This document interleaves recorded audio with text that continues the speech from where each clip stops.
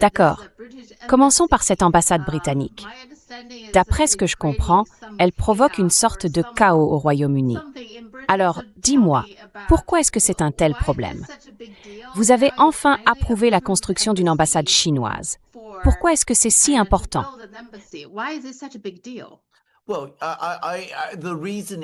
Eh bien, si c'est un sujet aussi important, c'est parce qu'en Grande-Bretagne, on nous a conditionnés et endoctrinés pendant des années à croire que les Chinois sont nos ennemis.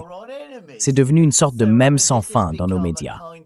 Et maintenant, la Chine construit une ambassade plus grande, bien que sans commune mesure avec ce que les États-Unis sont en train de bâtir. Donc, pour toutes ces raisons, toutes les personnes habituelles, les détracteurs de la Chine, si je peux les appeler ainsi, ceux qui sont paranoïaques à propos de la Chine, sont là à dire que c'est une chose terrible. C'est absolument effrayant selon eux que les Chinois construisent une ambassade. Ils affirment que c'est le signe qu'ils vont prendre le contrôle.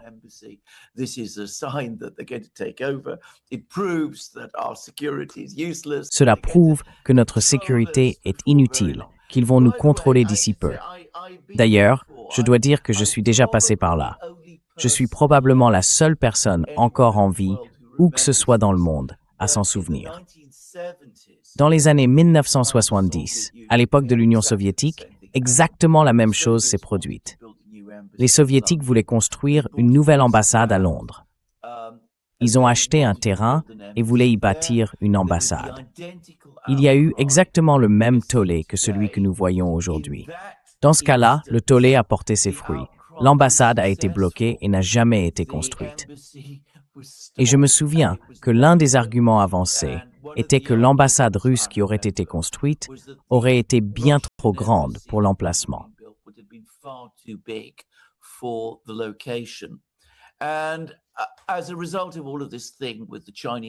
Et à cause de toute cette histoire avec l'ambassade chinoise, par curiosité, je suis retourné à l'endroit où les Russes avaient voulu construire leur ambassade. Une entreprise américaine y a bâti un hôtel, environ 100 fois plus grand que ce qu'aurait été l'ambassade soviétique.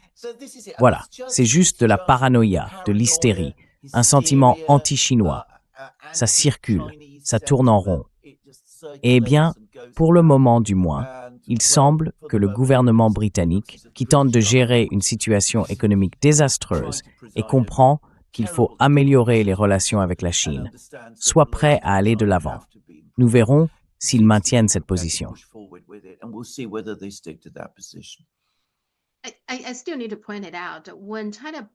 Je dois encore le souligner, quand la Chine a acheté Royal Mint Court, il y a 8 ans maintenant, Boris Johnson était ministre des Affaires étrangères à l'époque, non? Il a même écrit une lettre à Wang Yi pour approuver cela. Ce qui me déroute, c'est que la Grande-Bretagne, d'un côté, vit encore dans le vieux rêve d'être l'arbitre, mais elle ne se comporte pas comme telle. Si vous croyez être une grande puissance, un grand arbitre, vous ne faites pas ce genre de choses. Vous n'envoyez pas une lettre disant que vous pouvez construire une ambassade ici, puis dire plus tard que vous ne pouvez pas. On ne peut tout simplement pas faire ça.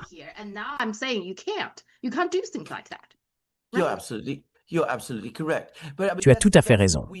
Mais je veux dire, c'est ce que nous sommes en Occident. Je te l'ai déjà dit, c'est ce que j'ai entendu de la part de Russes, que négocier avec les Chinois est un processus extrêmement ardu et laborieux. Les Chinois sont des négociateurs très, très coriaces. Mais une fois qu'un accord est conclu, c'est un accord. Point final. Alors que les Américains, et j'en ai bien peur, une grande partie de l'Occident, une fois que nous convenons d'un accord, ou, dans ce cas, que nous faisons une offre, nous considérons l'accord non pas comme la fin des négociations, mais comme leur début.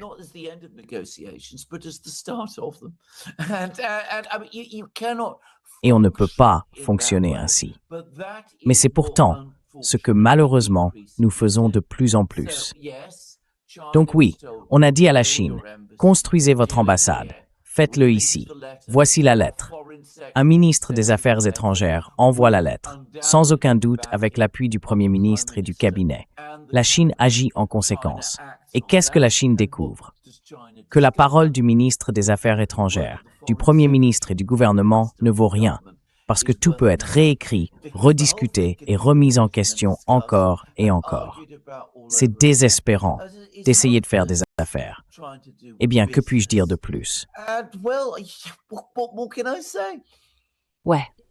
Tout ce que je peux dire, c'est que si vous pensez être la Grande-Bretagne, une grande nation, vous ne devriez pas vous comporter ainsi. Eh bien, vous avez tout à fait raison. Je veux dire, nous ne nous comportons pas comme une grande nation. Nous nous comportons comme un enfant gâté. C'est ce que font les enfants gâtés. Keir Starmer va se rendre en visite, je crois, la semaine prochaine. Il va à Pékin et apparemment, il emmène avec lui une importante délégation d'affaires ou quelque chose du genre. Et certains disent même qu'il voudrait faire renaître cette ère dorée ou quelque chose comme ça. Est-ce ainsi que vous le voyez?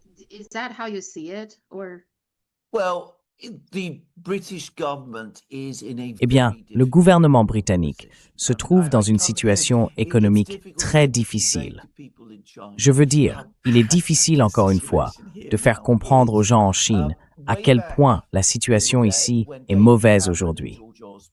Il y a longtemps, à l'époque où David Cameron et George Osborne dirigeaient le pays, ils disaient que la Grande-Bretagne avait besoin d'investissements massifs et de nouvelles technologies pour tenter de relancer l'économie.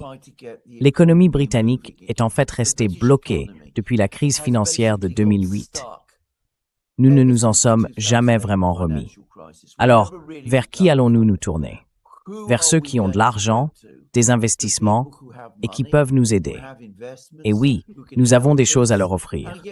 Nous avons nos universités, notre science et l'accès que nous pouvons fournir au marché européen. Nous pouvons faire cela.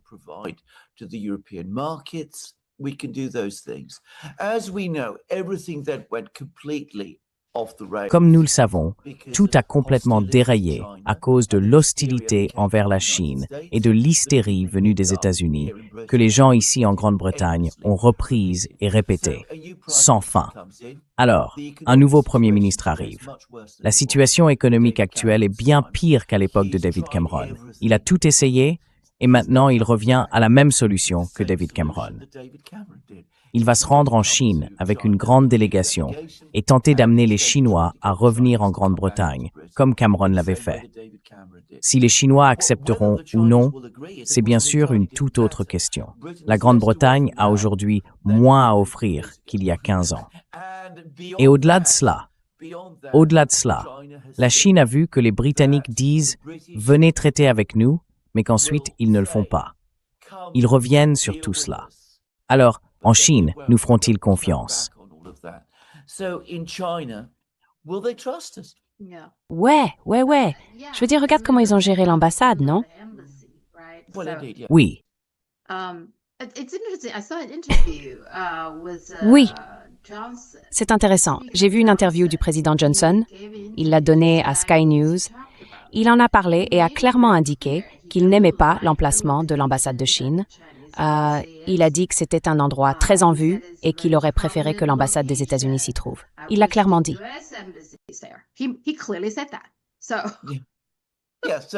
Ouais, donc je veux dire, les États-Unis essayent de décider où les ambassades devraient être situées à Londres. Oui, exactement. Ouais. Oui, Pékin. Maintenant, tu dis que la Chine a accepté parce que Pékin est très occupé. Depuis le Nouvel An, le Premier ministre irlandais y est allé, le président coréen y est allé, le Premier ministre pakistanais aussi, ainsi que le vice-premier ministre, et bien sûr Carney, le Canadien. Et bientôt, le Premier ministre finlandais se rendra à Pékin, ainsi que Keir Starmer, le chancelier allemand Merz, et en avril, Trump viendra. Donc Pékin est occupé. Pékin a beaucoup de choses en cours. Je ne suis même pas sûre qu'elle donnera la priorité à cette relation avec la Grande-Bretagne.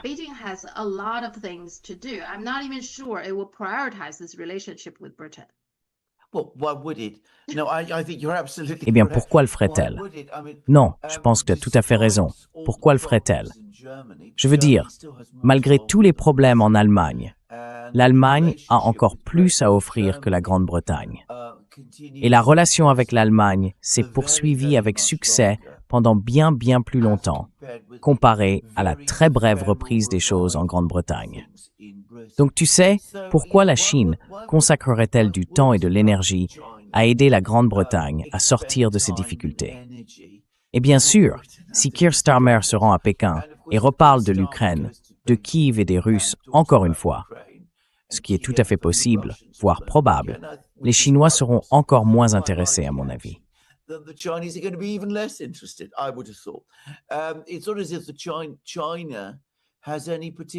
Ce n'est pas comme si la Chine avait une raison particulière d'aimer la Grande-Bretagne, comme nous le savons.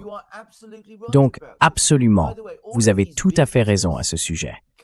D'ailleurs, tous ces visiteurs qui se rendent en Chine en ce moment, eh bien, je veux dire, la mesure dans laquelle la Chine est désormais le centre de la diplomatie mondiale, cela en dit bien plus sur les réalités du monde moderne, à mon avis, que n'importe quoi d'autre. Et si les Américains deviennent collectivement fous, comme ils l'ont fait ces dernières semaines, eh bien, c'est en partie parce que tous leurs alliés les plus fidèles, le Canada, la Grande-Bretagne, l'Allemagne, la Finlande, que font leurs dirigeants? Ils tracent la route vers Pékin.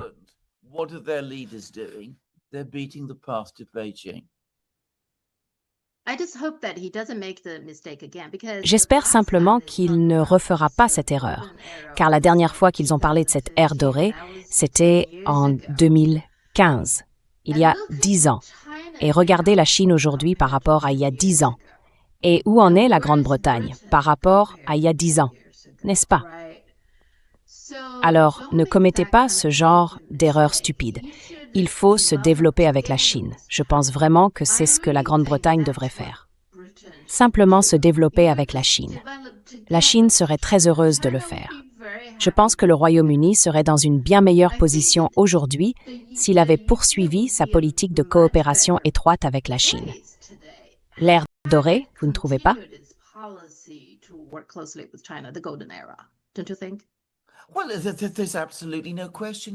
Eh bien, il n'y a absolument aucun doute à ce sujet. Je veux dire, le fait que la Grande-Bretagne se montre odieuse envers la Chine ne va pas freiner les progrès de la Chine. C'est absurde de penser que cela pourrait. Envoyer la flotte britannique dans la région Asie-Pacifique. Eh bien, avec la marine chinoise désormais 2 fois plus grande que celle des États-Unis, les Chinois ne vont pas trembler dans leurs bottes pour autant. Ils ne vont pas changer leur politique à cause de cela. Je veux dire, vous avez parlé du souhait de la Grande-Bretagne d'être une grande puissance. Tout d'abord, nous ne sommes pas une grande puissance, et plus vite nous le comprendrons et l'accepterons, mieux ce sera pour nous. Mais ce comportement n'a rien d'une grande puissance. Il révèle au monde entier que nous n'en sommes pas une.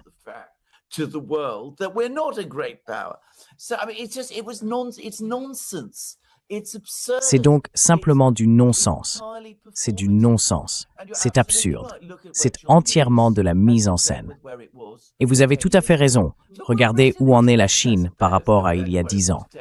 Regardez où en est la Grande-Bretagne par rapport à il y a 10 ans. Je veux dire, la situation empire ici tout le temps. La situation à Londres est terrible. En Grande-Bretagne, elle est terrible. Nous déclinons, et nous déclinons rapidement. Donc oui, vous avez raison. Je veux dire, vous savez, nous n'avons rien accompli, nous n'avons rien obtenu en étant hostiles envers la Chine. La croissance de la Chine se poursuit. Elle domine de plus en plus de secteurs, progresse dans la technologie, laissant les États-Unis eux-mêmes loin derrière. Et nous déclinons. Et vous avez tout à fait raison.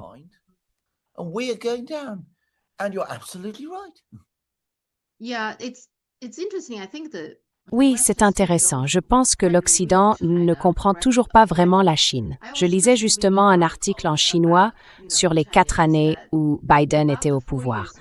L'une des choses qu'il a faites, c'est la loi sur les semi-conducteurs, CHIPS Act, et il pensait pouvoir renforcer le contrôle sur les puces et, d'une certaine manière, contrôler la Chine, empêcher la Chine de progresser. Mais une chose que le gouvernement chinois a découverte de façon assez surprenante, c'est qu'il y avait pas mal d'entreprises en Chine qui ne voulaient pas soutenir les fabricants nationaux de puces. Elles ont toujours préféré acheter les produits étrangers, ceux des États-Unis, mais maintenant, elles n'ont plus le choix.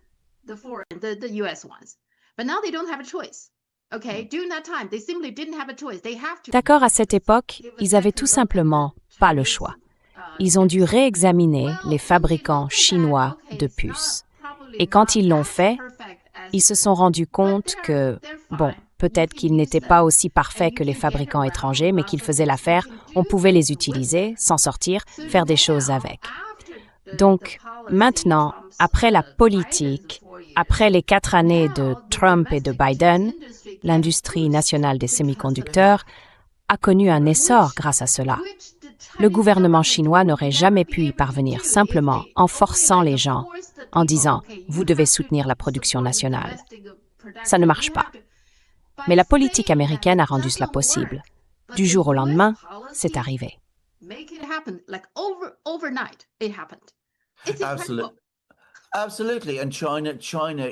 Absolument. Absolument. Et la Chine est le pays le mieux placé, à peu près partout, pour s'adapter.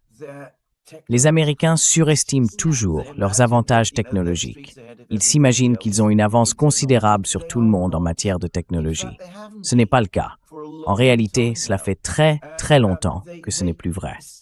Et ils n'arrivent toujours pas à accepter le fait que la Chine dispose désormais d'une base scientifique et technologique immense, bien plus vaste, beaucoup plus vaste que celle des Américains. Il existe certains domaines de niche où les Américains conservent une avance. Par exemple, dans la lithographie très avancée.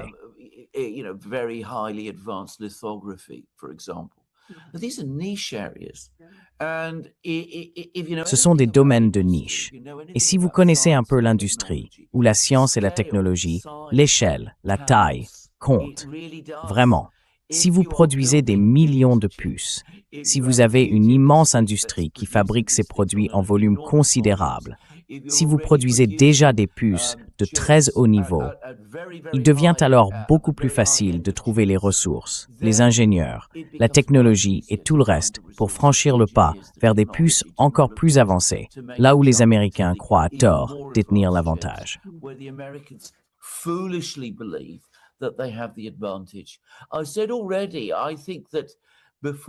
Je l'ai déjà dit, je pense qu'avant 2030, la Chine produira des puces à l'échelle industrielle en utilisant ses propres machines de lithographie à 3 nanomètres et en dessous.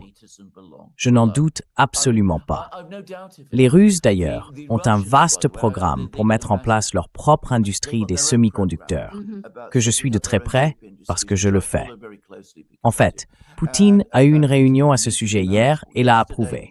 Ils s'attendent à être autosuffisants en puces jusqu'à 28 nanomètres d'ici 2030 et au-delà, ils comptent aller plus loin. Ce que la Russie pourrait faire, elle est dans une position bien plus forte pour le faire. Donc, je veux dire, vous savez, les Américains font toujours cette erreur.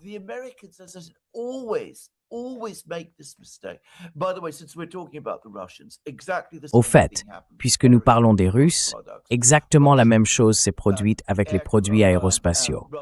Les compagnies aériennes russes ont toujours refusé d'acheter des avions fabriqués en Russie. Elles insistaient toujours, nous devons acheter des Boeing, nous devons acheter des Airbus. Cela s'est arrêté.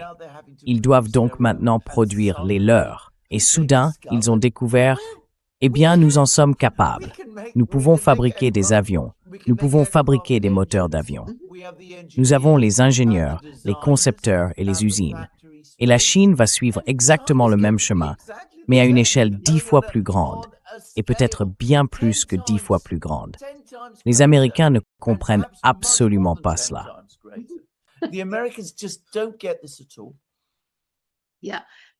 Oui, c'est ça. Quand on a du pouvoir, on ne l'abuse pas, on ne devrait pas en abuser. Tu sais, c'est vrai partout, même dans les affaires. Quand on a un pouvoir dominant, il ne faut pas en abuser. Oui. C'est typiquement chinois. Bien sûr, les Américains pensent exactement le contraire. Si tu n'utilises pas ton pouvoir, alors tu fais preuve de faiblesse. Ouais, faible. Faible, mou du cerveau. Tu dois utiliser ton pouvoir. Oui, d'accord. Le discours de Carney à Davos était très intéressant. Il a attiré beaucoup d'attention, non? Alors, globalement, quelle est ton impression? Qu'est-ce que tu retiens de son discours?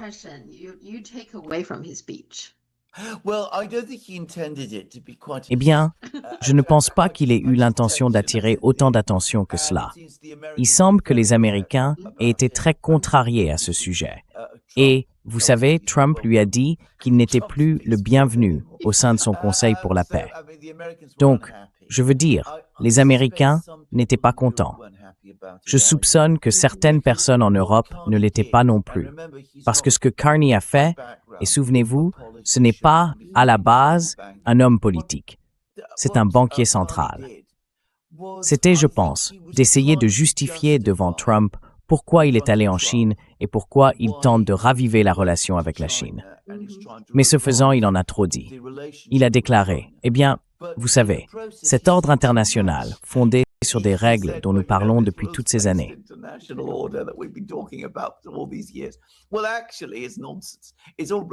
Eh bien, en réalité, c'est absurde. C'est du grand n'importe quoi. Aucun de nous n'y croit. L'autre camp n'y croit pas non plus. Nous-mêmes, nous n'y croyons pas. Cela n'a jamais eu la moindre réalité. Tout était inégal. Il s'agissait simplement pour nous de prendre tout ce que nous pouvions. Et vous savez, autrefois, cela nous a plutôt bien réussi. Je veux dire, le Canada en a bien profité. Mais aujourd'hui, cela ne fonctionne plus vraiment pour nous. Nous devons donc trouver autre chose. Ce faisant, bien sûr, ce qu'il a fait, je pense, comme je l'ai dit, sans le vouloir, c'est révéler l'absolue fausseté et l'hypocrisie de ce que l'Occident a affirmé au cours des 20 dernières années.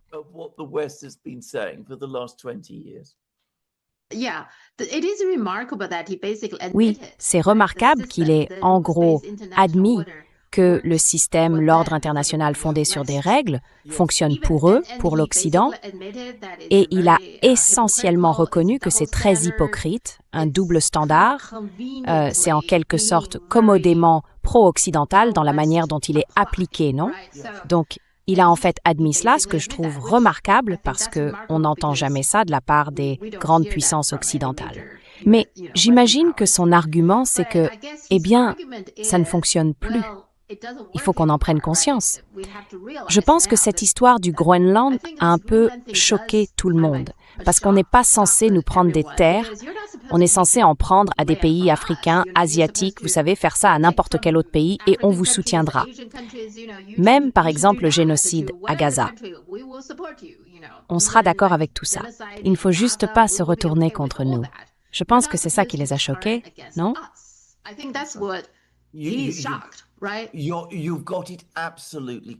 Tu as tout à fait raison.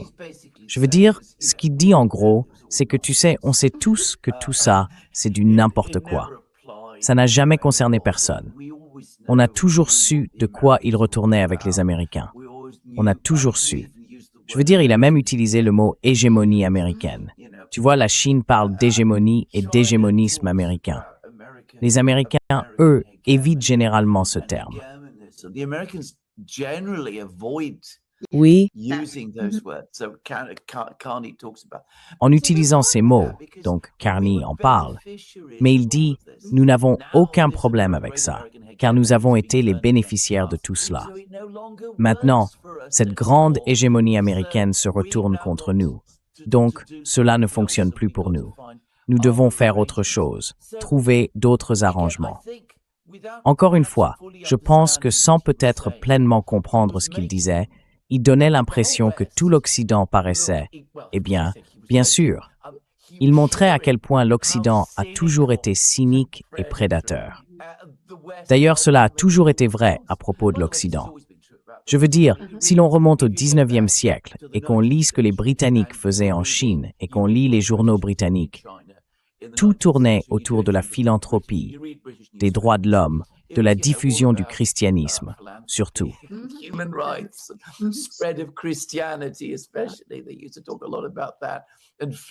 Il parlait beaucoup de tout cela autrefois, et aussi du libre-échange. Tout était fait pour le bien et le bénéfice des Chinois, qui, soi-disant, ne pouvaient pas comprendre toutes les bonnes intentions que nous avions pour eux. Et bien sûr, le peuple chinois sait mieux que cela. Il sait que ça n'a jamais été comme ça. Mais c'est toujours ce que fait l'Occident. Je veux dire, l'Occident aime toujours emballer ses activités prédatrices, son impérialisme, appelons-le par son nom, dans un joli papier cadeau. Et comme les Britanniques l'ont fait, les Américains l'ont fait, les Européens l'ont fait. Et là, soudainement, quelqu'un, le Premier ministre du Canada, arrive et dit que tout cela était faux. Nous savions tous que ce n'était pas vrai. Cela n'a jamais été vrai. Mais, comme je l'ai dit, cela ne fonctionne plus pour nous, parce que maintenant les Américains s'en prennent à nous. Alors, nous allons arrêter d'en parler. Nous allons commencer à chercher de nouveaux amis. Oui.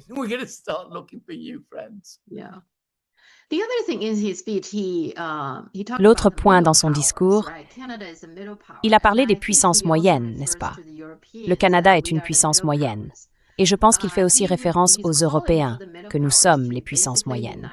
Il appelle les puissances moyennes à s'unir, en gros, parce qu'il comprend, il l'a reconnu, que les grandes puissances ont les moyens et peuvent agir seules. Ils ont en quelque sorte admis qu'ils n'avaient pas besoin de nous. Mais nous, tu sais, nous pouvons aussi être puissants si nous nous unissons. C'est bien cela qu'il appelle de ses vœux, non?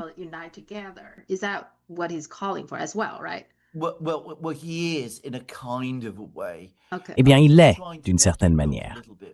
Je veux dire, il essaie de donner l'impression que le Canada et les autres peuvent d'une façon ou d'une autre apporter une certaine forme d'équilibre.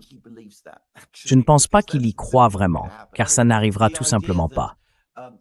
L'idée que le Canada et les autres puissances de rang intermédiaire, et bien sûr par là, il entend les Européens, et le Canada, qui reste très tourné vers l'Occident, puisse jouer un rôle actif en tant que groupe entre les Américains, les Chinois et les Russes.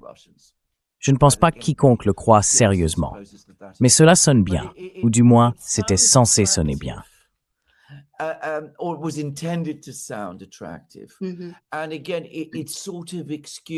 Et encore une fois, c'est en quelque sorte censé excuser ce que certains en Occident considèrent comme une trahison.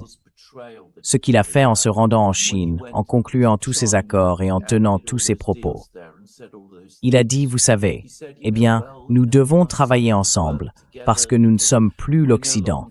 Nous ne faisons plus partie de l'Occident collectif. Nous nous fragmentons. Les Américains ne sont qu'une autre grande puissance prédatrice. Nous devons nous protéger d'eux et nous devons aussi nous unir. Même si en réalité ce que nous faisons vraiment, c'est jouer une grande puissance contre une autre, car c'est bien de cela qu'il s'agit. Souvenez-vous de ce que j'ai toujours dit. En Occident, nous pensons toujours en termes de dynamique de pouvoir. C'est toujours une question de pouvoir, invariablement. Ce n'est jamais autre chose.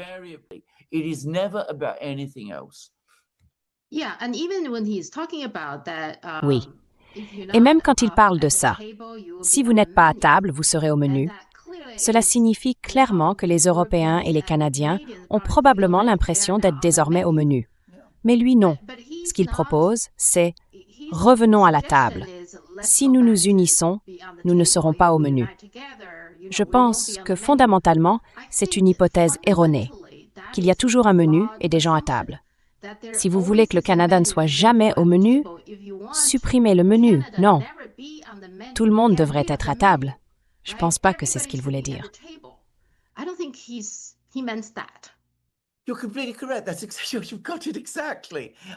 Tu as tout à fait raison. Tu as parfaitement compris. Je veux dire, c'est une approche fondamentalement erronée des relations internationales. Elle avait du sens dans les conflits entre les puissances européennes, qui ont continué jusqu'à la Seconde Guerre mondiale et ont conduit aux guerres mondiales. Mais elle a de moins en moins de sens dans le monde moderne. En réalité, penser de cette manière provoque aujourd'hui des conflits et de l'instabilité, ce qui est la dernière chose que nous devrions souhaiter. Le mieux, c'est de se concentrer sur le bien-être de notre peuple, en travaillant tous ensemble pour y parvenir. Ce n'est pas compliqué, mais ce n'est pas quelque chose que les Européens pourraient jamais comprendre, car ils sont programmés pour penser d'une manière complètement différente. Les réseaux sociaux chinois sont excellents. Certains d'entre eux ont aussi fait remarquer que Mark, Chinese social media is so good. Some of them also pointed out that Mark Carney, he was the central Carney, bank il a bien chair été le for both président de la Canada Banque and centrale à la Britain fois du and, Canada et du Britain. Royaume-Uni, n'est-ce pas? La And Banque so he's the d'Angleterre. country's Donc il fait central, partie de like, l'establishment central. establishment. Une partie de la raison pour laquelle Part of il the est si reason préoccupé he par is Trump he's so vient troubled peut-être by de l'enquête de Trump is sur Jerome Powell, non? possibly Trump's Parce que, investigation of selon Jerome lui, Powell. cela nuit vraiment à la Banque centrale. Because Même si it ce n'est needs peut-être to pas be- le véritable this is objectif de really Trump hurting the central en bank. agissant ainsi, Because the Federal Reserve, en enquêtant even sur though maybe Jérôme that's not Powell. Trump's really Je purpose, pense que non but seulement lui, by mais doing aussi les this, banques centrales du monde entier investigating sont un peu Jerome inquiètes à Powell, ce sujet. I think Tu vois, qu'est-ce qui not se passe only avec la him, Réserve I do fédérale? believe the central Faire quelque banks chose comme around the ça. world are a little bit Et bien concerned sûr, about Mark this. Carney est What is préoccupé. going on here with Issu the de ce Federal milieu, Reserve? You're just il n'est feeling certainement something pas like content that. de la And situation, certainly Mark même Carney s'il ne l'a is jamais dit. coming from that Je pense qu'il y a quelque chose de vrai circle, là-dedans certainly aussi. is not happy with this Tu ne crois pas? as well, even though he never said that. I think there's some to it too. Don't you think? I've no doubt that there is a lot to it. I mean, Je n'ai aucun doute qu'il y a beaucoup de choses derrière tout cela. Je veux dire, les banques centrales et les banquiers centraux forment une classe à part. Encore une fois, c'est quelque chose que les gens en Chine pourraient avoir du mal à comprendre. Je crois que cela s'appelle la Banque populaire de Chine. Elle ne fonctionne absolument pas de cette manière. Elle n'a jamais fait partie, vous savez, du club, comme c'est le cas pour tous ces gens. Mais ils se connaissent tous, ils se rencontrent tous. Mark Carney connaît bien Jerome Powell. Ils sont presque certainement amis. Et il perçoit cela comme une attaque contre ce club, ce qui, sans aucun doute, l'a beaucoup alarmé et effrayé.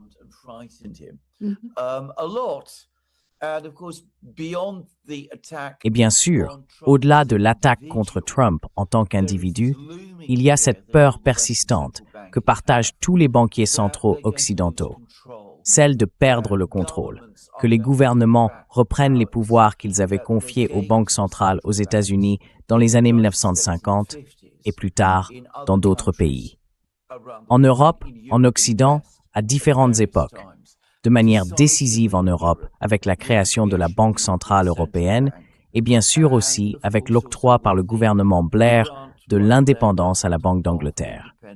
Ils en sont donc terrifiés. Ils ne veulent pas être à nouveau subordonnés aux bureaucraties, redevenir une partie de ces bureaucraties et être soumis au système politique. Et bien sûr, ils résistent à cela. Mhm. And of course, he's pushing back. Yeah. The interesting thing about Oui. Trump is that Ce qui est intéressant avec Trump, c'est que parfois, il fait des choses qui, à mon avis, ont une certaine validité, comme avec la Réserve fédérale. Je sais qu'aux États-Unis, beaucoup de gens n'aiment pas le fait que la Réserve fédérale soit composée de banques privées, n'est-ce pas? En gros, des banques privées peuvent imprimer de l'argent. Donc beaucoup de gens sont très dérangés par cela. Je pense que c'est une préoccupation légitime et je crois qu'une certaine réforme est nécessaire, mais pas de la manière dont Trump s'y prend. Il s'en prend simplement aux individus qu'il n'aime pas, n'est-ce pas? Yes, yes, because he deals in a very personal Oui, oui, parce qu'il pratique une forme de politique très personnalisée. Ce n'est pas quelqu'un dont l'esprit peut envisager les choses de manière structurelle. Et c'est là son problème. Je veux dire, à moins de le faire, on ne peut pas vraiment s'attaquer à la question fondamentale. Il pense simplement, si je mets ma propre personne à la tête de la Réserve fédérale, qui fera ensuite ce que moi, en tant qu'empereur, je veux, alors les choses iront mieux. Et bien sûr, ce ne sera pas le cas. Je veux dire, cela pourrait aller un peu mieux pour lui. Mais dans le cas de Trump, ce que cela signifierait vraiment, c'est que la Réserve fédérale deviendrait alors une presse à imprimer pour financer les divers projets, caprices et idées de Donald Trump.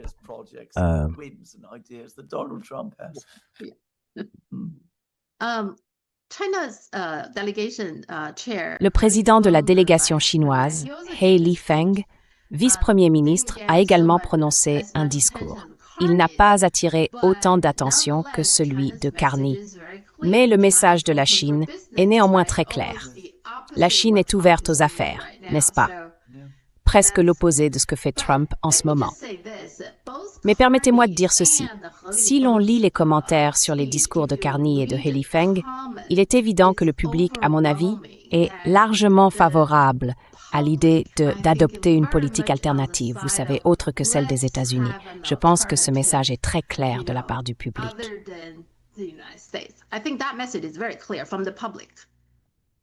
No question. And this goes beyond. Eh bien, sans aucun doute. Et cela va au-delà de Trump. Je veux dire, de plus en plus de gens peuvent affirmer que le système que nous avons en Occident ne fonctionne tout simplement pas. Quoi qu'il ait accompli au cours des 30 années qui ont suivi la Seconde Guerre mondiale, nous avons effectivement connu une croissance économique très rapide en Occident et une forte hausse du niveau de vie.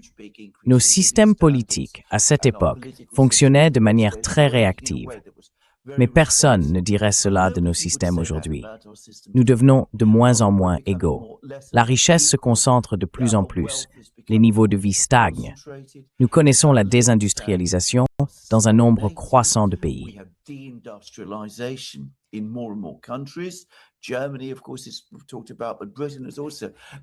L'Allemagne, bien sûr, nous en avons parlé, mais la Grande-Bretagne a également connu des processus de désindustrialisation. Des usines ferment constamment en Grande-Bretagne, d'ailleurs. Cela ne reçoit pas l'attention que cela devrait, mais cela se produit. Les États-Unis ont également traversé des processus similaires. Les gens sont fatigués et disent qu'il doit y avoir une meilleure voie. Le problème, c'est qu'en Occident, nous ne parvenons pas à la trouver. Trump est arrivé au pouvoir en partie parce qu'il a exprimé ce sentiment, mais à cause de ce qu'il fait et de la manière incroyablement violente et maladroite dont il agit, il a en réalité intensifié cette aspiration au changement.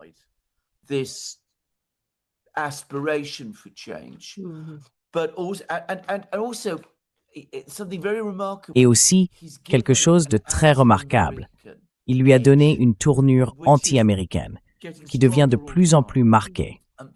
Les gens disent de plus en plus que c'est pas seulement Trump, mais l'Amérique tout entière, que c'est un pays incroyablement dangereux et instable. Il y a eu un article dans le Financial Times signé par un commentateur que je n'aime pas du tout d'ailleurs, Janan Ganesh. Il est extrêmement conventionnel, je veux dire aussi mainstream qu'on puisse l'être. Et il a décrit les États-Unis comme une superpuissance déclinante et rebelle, se débattant dans toutes les directions. C'est le genre de choses que nous aurions pu dire. Mais lui, certainement pas. Il n'aurait jamais parlé ainsi, tu sais, il y a 2 ans, quand Joe Biden était à la Maison-Blanche. 2 years ago when Joe Biden was at the White House. Ouais. D'accord, Macron est vraiment une blague maintenant. Je ne sais pas ce qui se passe avec ses lunettes de soleil. On dirait qu'il a un problème aux yeux, mais ça ne fait qu'empirer les choses, non? Alors, quel est exactement son message? Ce n'est pas clair pour moi.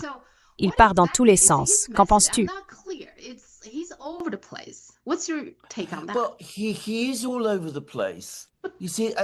Eh bien, il part dans tous les sens. Vous voyez, à un certain niveau, et je l'ai souvent dit à propos de Macron, c'est un homme intelligent, si l'on lit ses discours. Quand on observe sa manière de parler, il formule très souvent des réflexions et des idées qui se situent à un niveau intellectuel complètement différent de celui de tous les autres dirigeants occidentaux. C'est d'ailleurs l'une des raisons pour lesquelles il ne l'aime pas fondamentalement. Mais son incroyable vanité lui met toujours des bâtons dans les roues. Et en même temps, même s'il est très intelligent, il est aussi très inconstant et infidèle. Il change tout le temps d'avis. Et il est paresseux. En fait, il est fondamentalement très paresseux. Il ne s'assoit pas pour faire ce dont je ne doute absolument pas que Xi Jinping s'occupe, à savoir travailler dur avec ses collaborateurs pour élaborer un véritable programme sur n'importe quel sujet. Vous savez, comme la création de machines de lithographie ou autre chose du genre.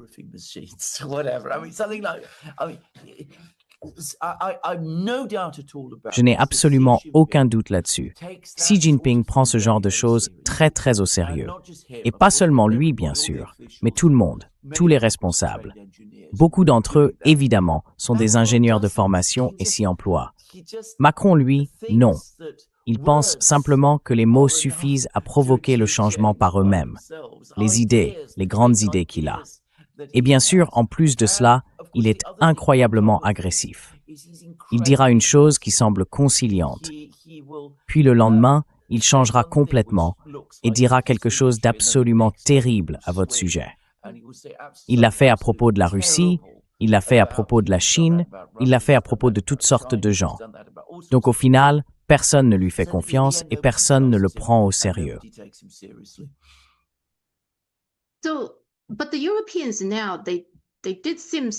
Alors, les Européens ont semblé réagir un peu à cette histoire du Groenland, non? Le Danemark a un peu résisté, disant qu'ils allaient vendre la dette, et je crois qu'un fonds suédois en a déjà vendu une partie. En fait, cela a provoqué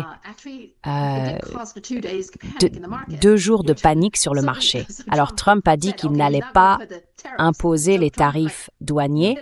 Trump a un peu fait marche arrière. Il me semble que l'Europe a encore des moyens de résister à Trump, non? S'ils s'unissent, ils ont encore des cartes à jouer. Mais ils ne semblent pas assez confiants pour les jouer.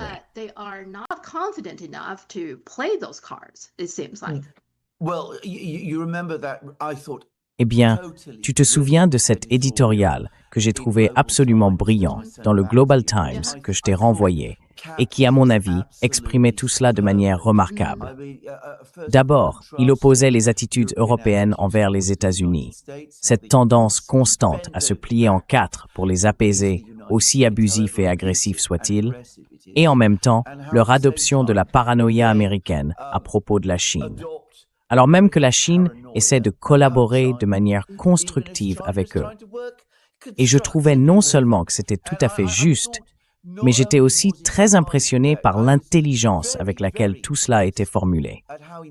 Mais ce que tu dis, c'est exactement cela. Et c'est absolument vrai. Les Européens, l'Europe, je veux dire, il y a beaucoup de monde en Europe. Nous sommes encore quoi? 350 millions de personnes en Europe.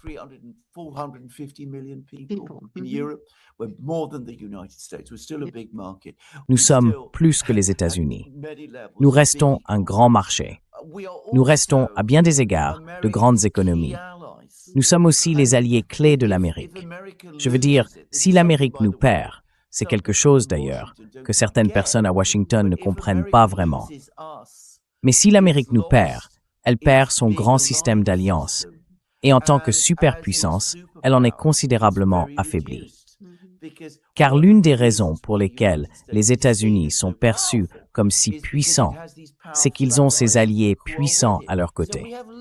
Donc, il y a beaucoup de choses que des dirigeants intelligents en Occident pourraient faire, mais nous ne les ferons pas. Tout d'abord, nous sommes profondément divisés entre nous. Il y a des dirigeants pro-américains en Europe qui n'accepteraient jamais une politique anti-américaine.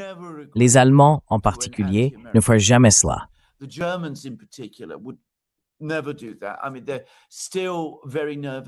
Je veux dire, ils sont encore très nerveux à ce sujet. Nous avons cette obsession pour la Russie qui a pris une sorte de tournure maniaque à laquelle tout doit être sacrifié. Et nous avons besoin que les Américains soient impliqués pour affronter les Russes, car les Russes restent une grande puissance. Ils ne sont peut-être pas aussi puissants que les Américains, ni aussi puissants que la Chine, mais ils sont bien plus puissants que les pays européens, pris individuellement, ou même ensemble sur le plan militaire. Donc nous voulons que les Américains soient impliqués, car les négociations avec les Russes, ce n'est pas quelque chose à quoi quiconque a vraiment songé. Ce n'est pas quelque chose que nous sommes prêts à faire. Parfois, on suggère de nommer un négociateur en chef pour traiter avec les Russes. Mais nous ne parvenons même pas à nous mettre d'accord sur qui ça pourrait être.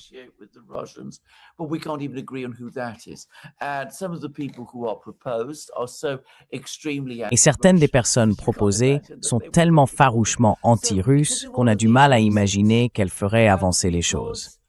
Donc, pour toutes ces raisons, et à cause de nos propres politiques, nous avons accru notre dépendance, non seulement envers les Américains, non seulement en matière de sécurité militaire, mais aussi de bien d'autres façons. Nous dépendons entièrement des Américains pour l'informatique en nuage, par exemple. Je veux dire, si les Américains coupaient l'accès, que se passerait-il? Je ne sais pas ce qui arriverait, mais je suis sûr que ce serait considérable si les Américains arrêtaient d'exporter du GNL vers l'Europe. LNG imports, Okay. exports Mhm. to Europe. Bear in mind that we can't import Russian gas. Gardez à l'esprit que nous ne pouvons plus importer de gaz russe, car nous avons 19 paquets de sanctions qui l'interdisent. Donc, vous savez, en réalité, même avec tout cela, il y a beaucoup de choses que nous pourrions faire, mais nous avons peur de le faire. Nous sommes effrayés à l'idée de le faire. Nous ne voulons pas le faire. Et si nous le faisions, si nous commencions à vendre des bons du Trésor, si nous commencions à saisir des entreprises américaines, si nous commencions à faire ces choses aux Américains, alors les gens en Europe diraient, si nous commençons à faire cela, nous allons détruire la relation avec les États-Unis. We're going to destroy the relationship with the United States. Then we need this relationship with the United States. Alors, nous avons besoin de cette relation avec les États-Unis pour affronter les Russes, pour affronter les Chinois, pour faire toutes ces choses, afin de pouvoir, d'une certaine manière, continuer à faire partie de l'Occident collectif. Donc, nous ne le ferons pas. Quel que soit le pouvoir que nous avons, nous le laisserons, nous continuerons à le laisser s'épuiser. Je veux dire, le sentiment de démoralisation en Europe, le sentiment que l'Europe est dans un état de dégradation politique totale. Encore une fois, c'est difficile à comprendre pour les gens en Chine. Il faut remonter à l'effondrement de la Chine, disons dans les années 1920, pendant la période des seigneurs de la guerre. Yeah. Ouais. Pour avoir une idée de l'once actuellement en Europe.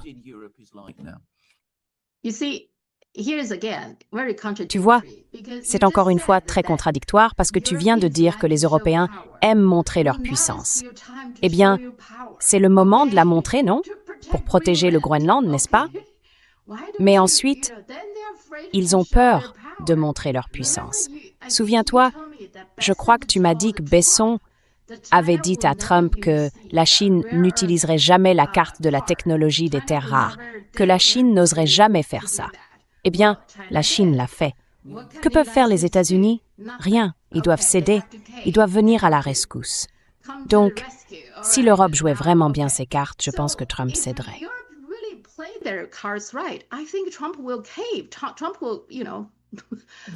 Trump va, vous savez.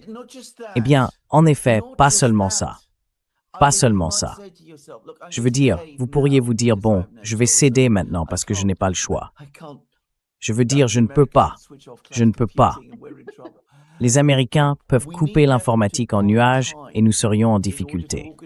Nous devons donc gagner du temps afin de nous organiser sur ce plan, parce que c'est ce que la Chine ferait dans la même situation. C'est ce que la Russie ferait dans la même situation. Nous avons un problème avec l'informatique en nuage. Rassemblons les ingénieurs, faisons bouger les industries, trouvons une solution. Et dans 1 an, dans 2 ans, si nous en faisons une priorité, nous commencerons à progresser et notre position par rapport aux Américains se renforcera.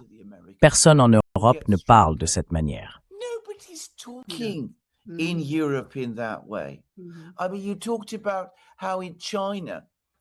Je veux dire, tu as parlé du fait qu'en Chine, ils ont soudainement découvert que les puces qu'ils fabriquent ne sont pas si mauvaises et qu'ils vont en produire d'encore meilleures. Et ils construisent des machines de lithographie en reproduisant ce que fait ASML et ils y parviendront en relativement peu de temps. Nous pourrions faire la même chose en Europe. Les machines de lithographie d'ASML sont fabriquées en Europe. Comme je l'ai dit sur une autre chaîne, regardez, pourquoi les puces sont-elles fabriquées à Taïwan avec des machines de lithographie européennes? Pourquoi ne sont-elles pas fabriquées en Europe? Pourquoi les Pays-Bas n'ont-ils pas décidé, puisque les machines de lithographie sont fabriquées aux Pays-Bas, de se concentrer sur le fait d'être le lieu où les puces haut de gamme sont produites? Ou, si ce n'est pas les Pays-Bas, un autre pays ayant une tradition dans la fabrication de précision. History in precision manufacturing. Why not Germany? Why not Sweden? Why not Switzerland? Pourquoi pas l'Allemagne? Pourquoi pas la Suède? Pourquoi pas la Suisse? Mais non, nous, tu sais, nous ne faisons rien. Nous nous tordons les mains, nous pleurons ensemble à ce sujet, nous disons que les Américains nous traitent horriblement, mais nous revenons encore et encore. Comme je l'ai dit, dans les années 1920 en Chine, il y avait de la résistance. Oui, il y en avait. Si tu relis l'histoire, il y avait de la résistance. Le 4 mai, c'est à ce moment-là que Zhou Enlai et Mao Zedong, et au sein du Kuomintang, ils s'organisaient. Ils cherchaient une voie de retour. Dès qu'il est arrivé, eh bien nous n'avons rien. Nous sommes en un sens dans une situation psychologique bien pire que celle de la Chine des années 1920.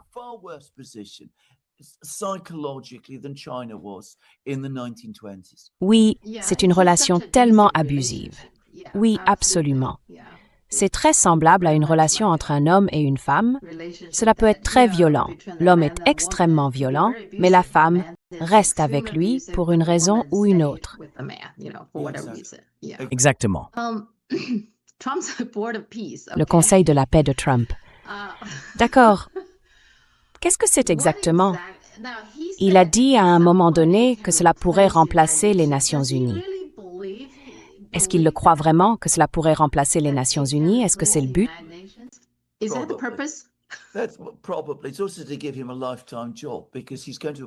Probablement.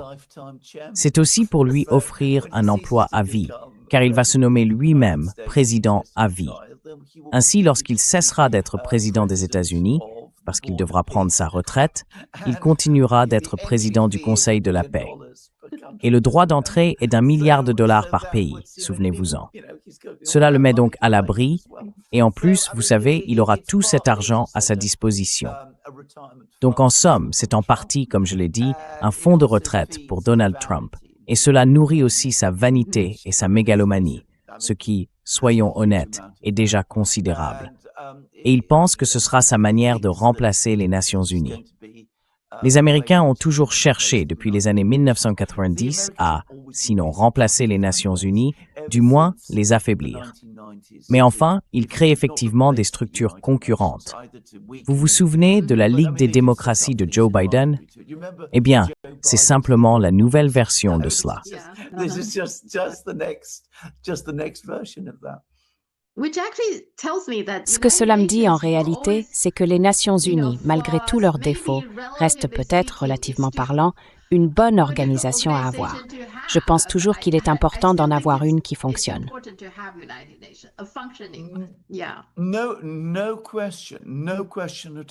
Aucune question. Absolument aucune. Mais le problème avec les Nations Unies, du point de vue américain, c'est que la Chine et la Russie ont un droit de veto au Conseil de sécurité. C'est vraiment pour cela qu'ils n'aiment pas les Nations Unies. Vous savez, John Bolton, qui était autrefois l'ambassadeur de George W. Bush, a dit que selon lui, le Conseil de sécurité devrait avoir combien de membres? Les États-Unis.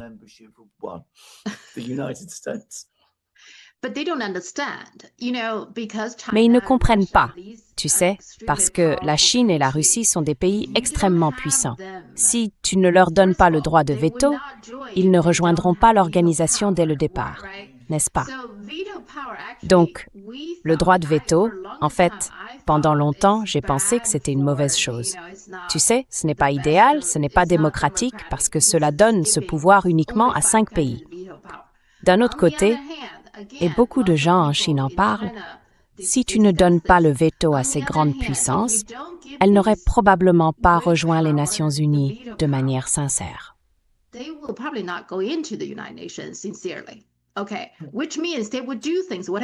D'accord. Ce qui veut dire qu'ils feraient tout ce qu'ils veulent. En ce moment, comme ils ont un droit de veto, ils font toujours partie de cette organisation. Et cette organisation sert encore en partie leurs intérêts.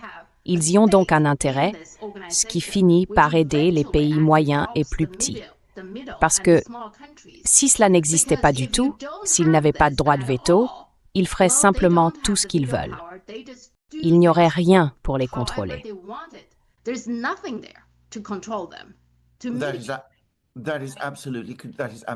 C'est tout à fait exact.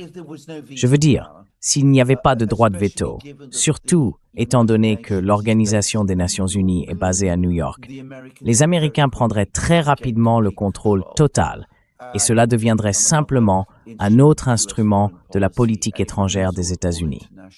L'organisation perdrait toute crédibilité internationale. Je veux dire, elle s'effondrerait très vite.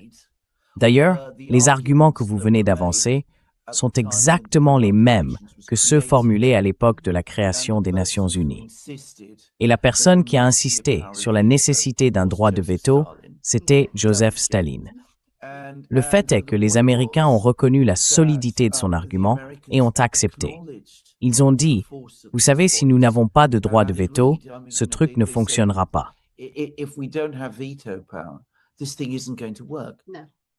Non, non. Oui, ils ne vont tout simplement pas faire ça ici. Tu sais, ils feraient juste ce qu'ils veulent. Ils ne peuvent pas. Carney vient de dire qu'ils ne peuvent pas. D'accord. Donc, Exactement. oui, donc juste pour te lire la question de la Chine, le porte-parole du ministre chinois des Affaires étrangères a déjà été interrogé 2 fois. Chaque jour, on leur demande « D'accord, nous essayons de rejoindre ce Conseil de la paix. » Et voici ce qu'il a dit. La Chine a reçu une invitation des États-Unis à rejoindre le Comité de la paix. Ensuite, il a dit tout un tas de choses. Et finalement, il a déclaré « Quelle que soit l'évolution de la situation internationale, la Chine reste fermement attachée à la défense du système international ayant les Nations Unies pour noyau, à l'ordre international fondé sur le droit international et aux normes fondamentales des relations internationales fondées sur les buts et principes de la Charte des Nations Unies. » Ça me semble être un non. La Chine ne rejoindra pas ce Conseil de la paix. Je suis plutôt d'accord avec cela, en fait.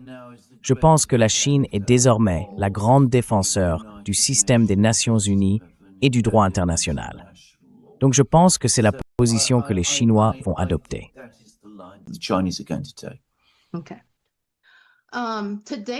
D'accord. Aujourd'hui est censé être le jour où, tu sais, Trump est supposé interdire TikTok. Donc hier, ils ont finalisé l'accord sur TikTok, qui correspond à peu près à ce dont nous avions parlé auparavant. Et c'est essentiellement ce que les médias chinois avaient rapporté.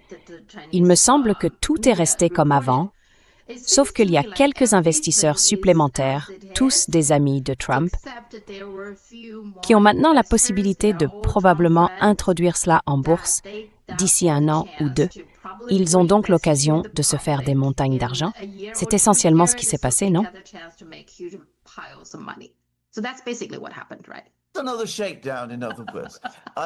Encore un racket, en d'autres termes. Je veux dire, sérieusement, c'est moi qui ai inventé l'expression. J'ai dit que sous Trump, les États-Unis appliquent la diplomatie façon Corleone. C'est directement tiré du parrain maintenant. C'est un racket. C'est peut-être pas comme ça que ça a commencé, mais c'est ce que c'est devenu.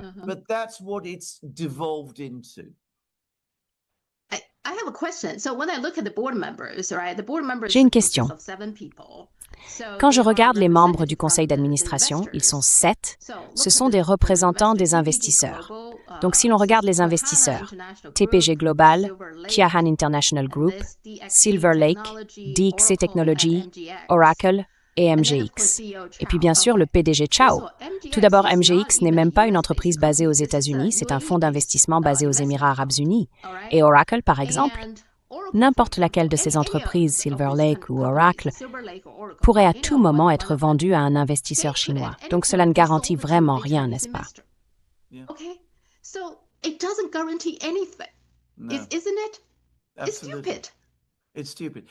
C'est stupide. C'est stupide. Eh bien, comme je l'ai dit, si l'on considère les choses de manière stratégique, vous avez tout à fait raison. Je veux dire, si on l'examine sous un angle stratégique, on ne fermerait pas ou on n'essaierait pas de faire cela avec TikTok. Mais comme je l'ai dit, si c'est une extorsion, si c'est simplement une façon de faire gagner beaucoup d'argent à de nombreux amis du président, alors cela a une certaine logique, je suppose. D'Everington Stepway, la philosophie d'Al Capone en matière de gouvernement, alors comme je l'ai dit, cela a beaucoup de sens. Oui, beaucoup de choses maintenant. C'est pour la façade, je pense. Et derrière la façade, ce sont des gens qui gagnent de l'argent. Yeah. Exactement. Je vais dire ceci. Dans quelle mesure Trump lui-même s'assoit-il pour réfléchir de cette manière? Ou bien est-il manipulé par les gens qui l'entourent? C'est la seule chose, la seule question à laquelle je ne peux pas répondre. Mais, comme je le dis toujours, est-ce que cela fait vraiment une différence au final? Yeah. It has nothing to do with national security for sure. Cela n'a rien à voir avec la sécurité nationale, c'est certain. Non, non, non, les dossiers Epstein. C'est incroyable, non? Le ministère de la Justice peut simplement défier la loi, celle que Trump a signée. Mais j'ai vu que Thomas Massie avait donné une interview et il dit qu'ils ont encore beaucoup d'outils. Ils n'abandonnent pas. Ils pensent qu'à terme, tout sera accessible, deviendra public, même si pour l'instant, ce n'est qu'environ 1%.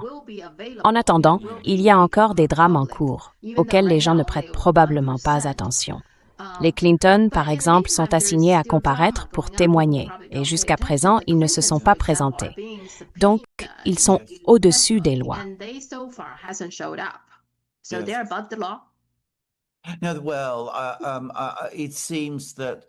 Eh bien, il semble qu'il y ait enfin des démarches au Congrès pour les déclarer coupables d'outrage. Nous verrons ce qu'il en résultera. En théorie, cela pourrait s'accompagner d'une peine de prison, je dirais. Mais nous verrons s'ils le font réellement. À mon avis, les Clinton ont fait preuve ici d'une audace totalement décomplexée. Je veux dire, les Clinton n'ont jamais montré un grand respect pour la loi, il faut le reconnaître. Mais là, on atteint un tout autre niveau.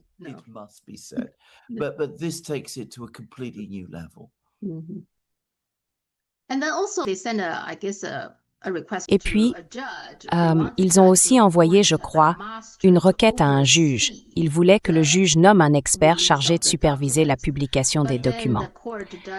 Mais le tribunal a essentiellement rejeté cette demande, enfin, pas complètement. Le juge a dit « Je n'ai pas le pouvoir de faire cela ». Selon Massie, il a répondu « Nous n'avons pas dit que nous avions ce pouvoir ». Ce que le juge a dit, c'est « Vous n'avez pas ce pouvoir ». Et Massie a répliqué « Nous n'avons pas dit que nous l'avions, nous vous demandons de le faire ». Alors, en tant qu'avocat, comment voyez-vous la suite de cette affaire?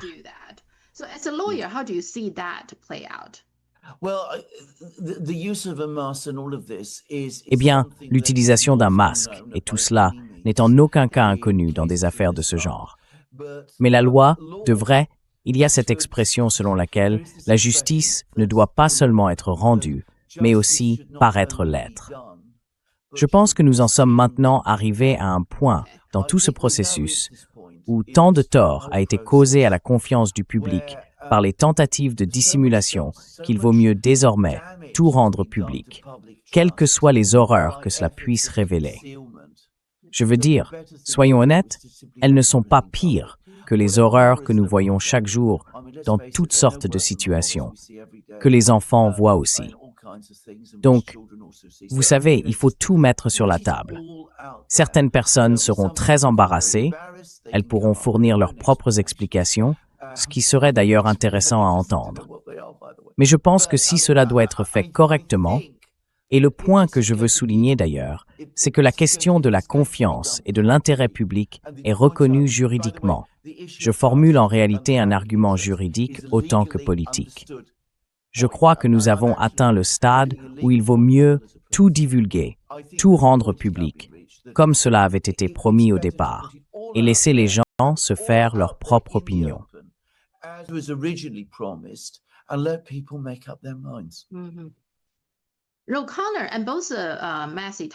Ro Connor et Thomas Massie, tous les deux, ont dit quelque chose comme ça. Eh bien, il n'est même pas clair pour moi que même si tout est révélé, ces gens seront tenus pénalement responsables. Ce n'est même pas certain. Mais ce qu'ils ont tous deux souligné, c'est que certaines de ces personnes, apparemment pas mal de banquiers, vous savez, certains de leurs proches, ont leur nom sur des bourses, leur nom sur des bâtiments. D'accord? Donc au moins, une fois que ces noms seront connus, il faut au minimum les retirer. Je pense en fait que c'est le minimum que nous devrions faire en tant que société. Je suis totalement d'accord. Je suis absolument d'accord avec ça.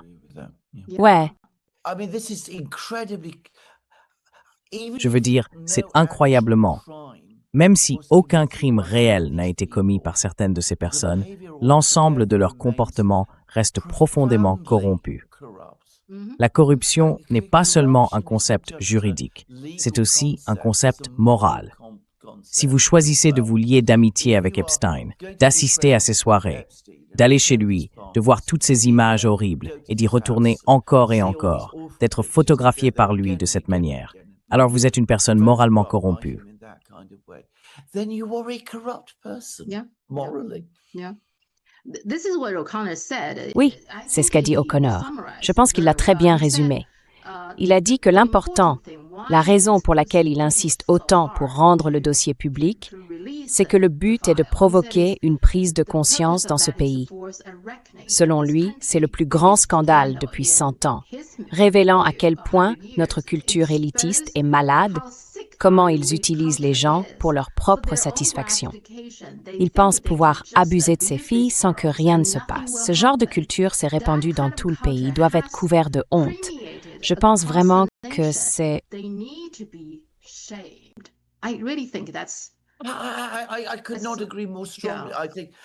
ne pourrais pas être plus d'accord. Je pense que c'est tout à fait juste. Et tant que cela ne sera pas fait, cette affaire va s'envenimer. Et au final, les responsables diront, « Eh bien, vous savez, Epstein, ils ont fait tout ça avec Epstein, et nous pouvons continuer à faire la même chose, parce que, comme nous l'avons vu avec Epstein, au bout du compte, les autorités étoufferont tout. » Oui, oui. Ils s'en sortent avec des choses dont les gens ordinaires ne s'en sortent pas, n'est-ce pas? Et oui, ils sont au-dessus des lois. Oui, tout à fait.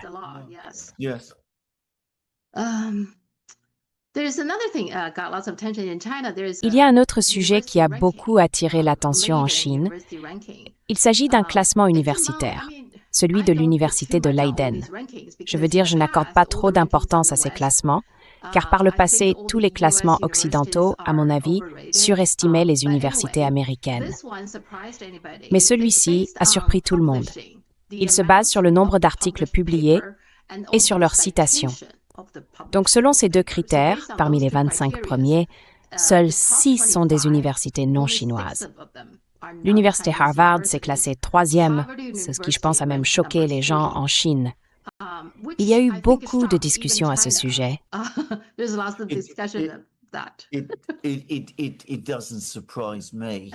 Ça ne me surprend pas. Et je vais ajouter autre chose aussi. Je veux dire, ce ne sont que des travaux publiés, car je suis absolument certain, vu la façon dont le monde fonctionne, qu'il existe une énorme quantité de recherches non publiées en cours. Et si tout cela était également rendu public, je soupçonne que la domination chinoise serait encore plus grande.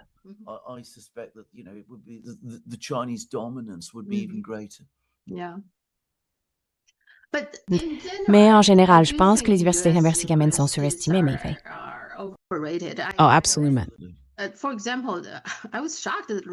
Par exemple, j'ai été choquée de lire que 38% des étudiants de Stanford sont des étudiants de premier cycle qui déclarent une forme de handicap et demandent du temps supplémentaire pour les examens. Je suis surpris. 38%. Je ne pense pas que les étudiants de Stanford, vous voyez en Chine, si c'était l'université de Tsinghua, ce serait l'inverse. Si vous disiez à ces étudiants « Oh, je peux te donner plus de temps », l'étudiant répondrait « Non, je peux me débrouiller. Je peux utiliser la moitié du temps et réussir quand même. »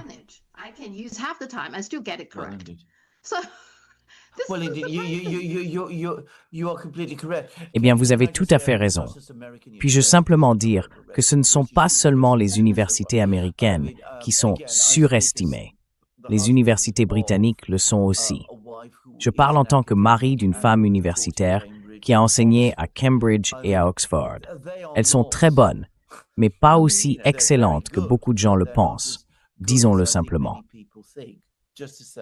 Et vous savez, si l'on parle de classements internationaux, l'Université d'État de Moscou est classée en dessous de l'Université de Reading. L'Université de Reading, en Grande-Bretagne, est une bonne université, mais elle n'est pas comparable à celle de Moscou. C'est tout simplement absurde de le penser. Ces choses ont toujours été faussées, pour toutes les raisons habituelles que nous connaissons. Mais à l'heure actuelle, il ne fait aucun doute que les universités chinoises deviennent de plus en plus dominantes. Chinese universities are becoming increasingly dominant. And it's exactly as you said. I mean, China, first of all, is a culture. Et c'est exactement comme vous l'avez dit.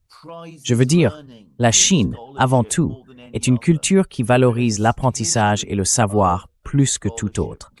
Il y a une histoire de l'érudition qui remonte à des millénaires, quelque chose qu'aucune société occidentale ne peut égaler. Et bien sûr, comme vous l'écrivez, les étudiants chinois sont extrêmement motivés à travailler dur. D'ailleurs, les étudiants occidentaux l'étaient aussi autrefois. J'ai un handicap. J'ai de sérieux problèmes de vue. Je les ai eus entre 18 et 21 ans. J'ai un strabisme, je vois double, ce qui affecte ma lecture. Cela signifie que j'ai très facilement des migraines. Mais je n'ai jamais imaginé, jamais pensé, quand j'étais à l'université, en faire un problème. Je travaillais comme tout le monde. Je supportais les migraines et j'ai tout de même bien réussi à l'université. Et je suis sûr que c'est très souvent la même attitude en Chine.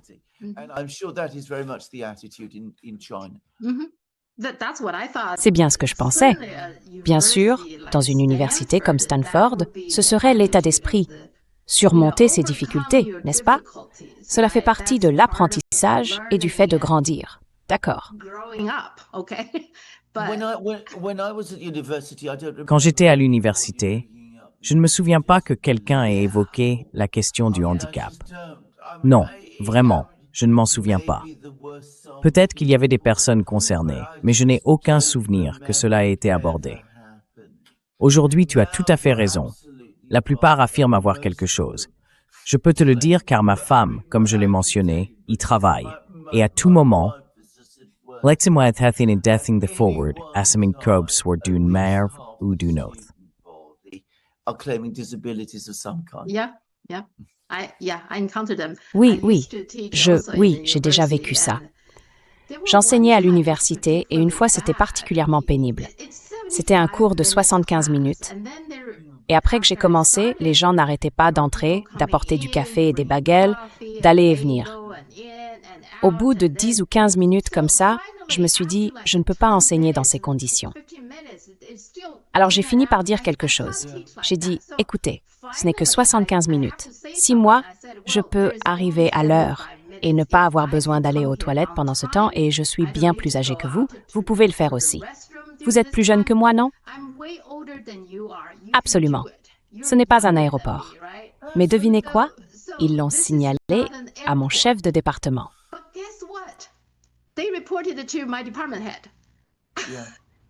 Ouais, eh bien voilà, non, je pense qu'il ferait ça ici aussi. Il ferait ça aussi. Absolument. Ils ont exigé que je présente des excuses. Je n'ai cité personne. Vous savez, je ne voulais embarrasser aucun étudiant en particulier. Je disais simplement, en général, qu'il faut respecter le temps de chacun. D'accord? Absolument. Bref, le dernier point est juste un exemple typique, le déraillement du train à grande vitesse espagnol. C'était très intéressant, car lorsque j'en ai entendu parler pour la première fois, je me suis dit que si cela avait eu le moindre rapport avec la Chine, ils auraient donné des noms. Mais non, ils sont restés très discrets. Qui a fabriqué le train, ou la voie, ou quoi que ce soit? Il s'avère que c'était les Japonais, Hitachi. C'est très typique, n'est-ce pas? Si cela avait eu le moindre lien avec la Chine, ils auraient dit à tout le monde, c'est la Chine, c'est la faute de la Chine, n'est-ce pas?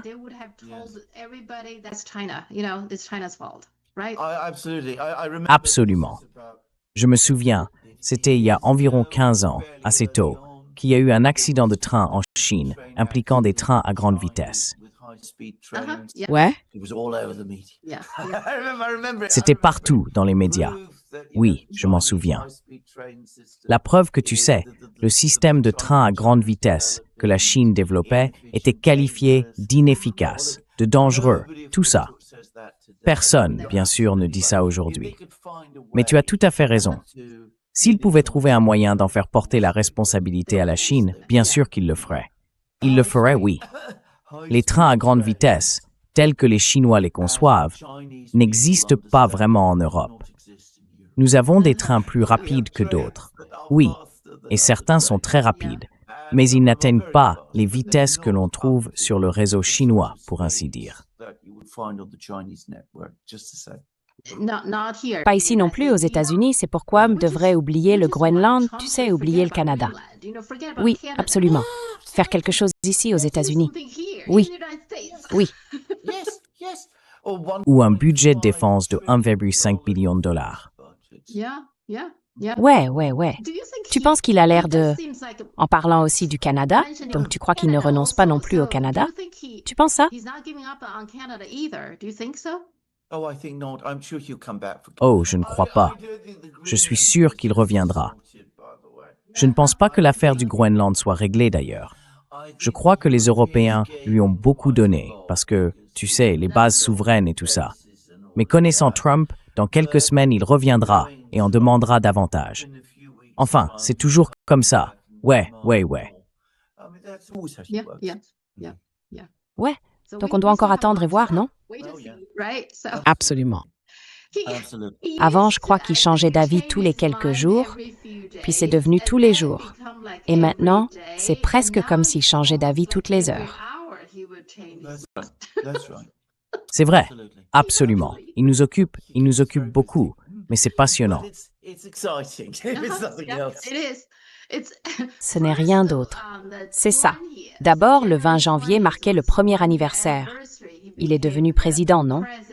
Alors, il a tenu une longue conférence de presse montrant toutes sortes de documents. Je trouvais déjà que c'était assez mauvais. Mais ensuite, il a continué à Davos. On dirait qu'il n'a pas fini. Tu sais, tout tourne autour de combien il est formidable, de tout ce qu'il a accompli. Et ensuite, il rejette la faute sur tout le monde, n'est-ce pas? Donc, c'est très intéressant. D'accord. Il est très, enfin, au fond, il est très peu sûr de lui. Ouais, C'est vrai. Une personne qui se comporte ainsi ne croit pas en elle-même. Xi Jinping n'a pas besoin de se promener en agitant la main. C'est ça le point. Oui. c'est, je veux dire, inconcevable que cela puisse arriver. Alors voyons ce qu'il proposera la semaine prochaine. D'accord. En effet, Parlons. parlons-en la semaine prochaine. Passe une excellente semaine. D'ici là, au revoir. Bye.